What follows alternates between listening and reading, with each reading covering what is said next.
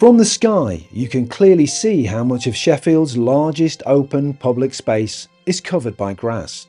Graves Park has distinct ecosystems, ancient woodlands leading into fertile wetlands and even lush wildflower meadows. All parklands are managed to some degree. In much of the 248 acres here, nature takes its course with some management, and grassed areas are the most drastically cut parts of public green spaces. So the question is, why on earth do we carry on doing this? And the answer is largely because this is what we've always done. We've cut the grass short. We are obsessed by tidiness. Well, I reckon it's time to actually listen to a wider public, give nature a helping hand and take a pause on the mowing. Obviously, sports need to be played on short grass, so playing fields have to be cut. But elsewhere, are we tipping the balance against nature in favour of human convenience? There's nice grass and nasty grass. Nice grass was this short stuff that you can sit on. Nasty grass was the tall prickly stuff full of bugs and things. Former Sheffield City ecologist Professor Ian Rotherham is a passionate advocate for retaining wild meadowlands. And you may have heard of No Mow May. I've just done a tweet on Mow June because it seems like we flipped from one to the other and we're now mowing areas ceaselessly and unnecessarily. Today, leading a meadows tour of Graves Park, he knows he's probably preaching to the converted, but all here today are keen to learn more about the importance of these vital ecosystems and, crucially, to spread the message afterwards. In Graves Park there are 7 major distinct areas of meadowland, Spring Park being the largest. Spring Park Meadow was first zoned for meadow management back in the 1980s. So only recently the meadow management in Spring Park has extended over the whole area, over all the medieval parkland. And it's been added to by hay bales, green hay, taken from an ancient meadow in nearby Beechif. That's bringing the seed into the site. And what we're seeing now is the meadow flora, the wildflowers, diversifying and becoming much more species rich. On the far side to the west, we have the old field meadow. And that's also now being zoned to meadow management, but it lags a little way behind the Spring Park. And then we have a unique area over to the northwest of where we are, which is what we call the Harebell Meadow. And that's a small field. It's on all the old maps and surveys, and it's quite a dry grassland, and it's what we call a late summer meadow, characterised by the only site in the park for the blue harebell. So that is really exciting, but it's only a small area and we have to care for that very, very carefully. It's a short walk from one of the park's best established meadows to its newest. We're here in Chantryland Meadow. This is a really special site, created around about 10 years ago by a small but very dedicated group of the Friends of Graves Park, and it's created out of a derelict site. What you also notice is this fantastic, splendid growth of wildflowers. We have meadow cranesbill, we have St John's wort, the yellow flower, and we have masses of meadowsweet. This fantastic flower, absolutely gorgeous scent. It's in a meadow, but what is a meadow? Now, a meadow is a traditionally managed area of vegetation.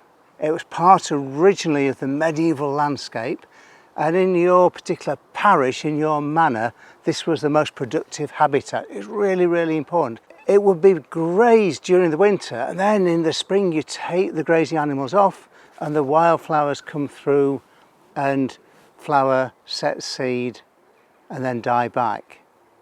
And as the flowers are dying back, they are cut as hay, hence a hay meadow.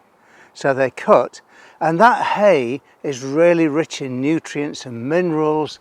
It's diverse, and that's what feeds the animals through the long cold winter. So really important to you.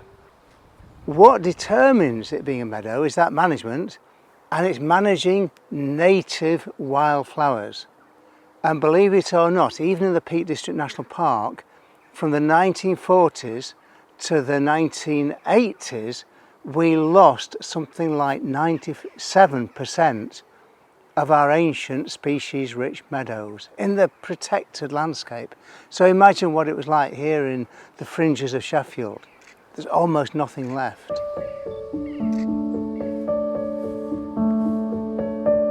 This is a member of the hogweed family, same family as the cow parsley, and it's called pignut, and it would have a little sort of nutty base like a carrot at the bottom of the stem. And I've talked to people who were kids maybe back in the 1940s, early 1950s, who would go and actually dig these up, and this was a treat. You'd actually go and gather pignuts and eat the nut at the base. So it's a common nut, the pig nut.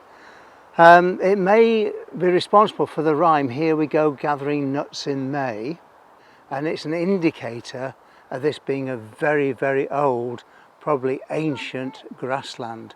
So really, really important. It's one of the first areas in the park that we managed to get zoned for hay meadow management. The Hare Hills Meadow. This is the grassland that surrounds the medieval pillow mines where the rabbit warren was, and the grassland here is a fantastic ancient grassland, and I was involved in actually zoning this for meadow management back in the 1980s. It's one of the first sites that we chose, and it's getting better and better year by year.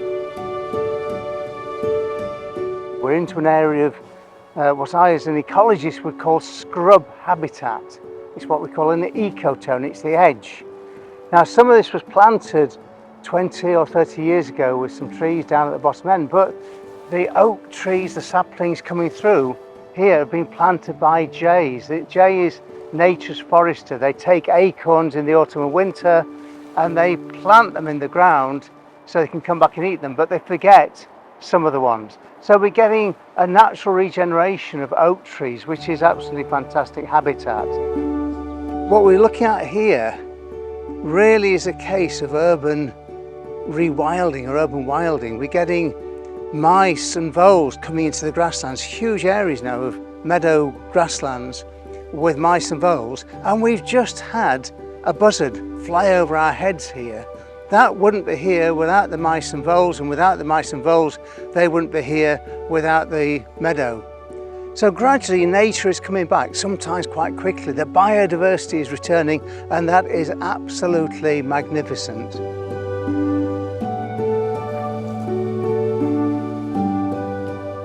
You might wonder why this is important. Well, this is living history. The meadows were part of the medieval park, but by the end of the 20th century they'd been almost eliminated, and it's bouncing back. It's now established, it's capturing carbon, it's slowing the flow of floodwater, and they are beautiful to walk through and to experience.